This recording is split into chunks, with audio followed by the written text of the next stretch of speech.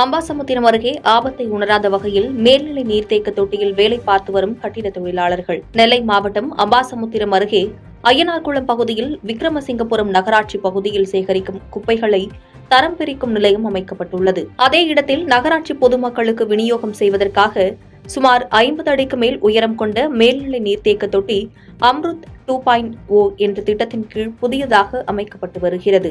இந்த மேல்நிலை நீர்த்தேக்க தொட்டி அமைக்கும் பணியில் ஈடுபட்டு வரும் கட்டிட தொழிலாளர்கள் தலையில் கவசம், உயரமான இடத்தில் பணிபுரியும் போது உடலில் மாட்டக்கூடிய பெல்ட் என எந்தவொரு பாதுகாப்பு உபகரணங்களும் இல்லாமல் வேலை செய்து வருகின்றனர்.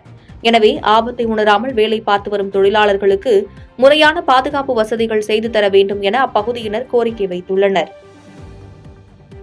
பாதகம் செய்பவரை கண்டால் நாம் பயங்கொள்ளலாகாது பாப்பா, மோதி மிதித்து விடு பாப்பா, அவர் முகத்தில் உமிழ்ந்து விடு பாப்பா.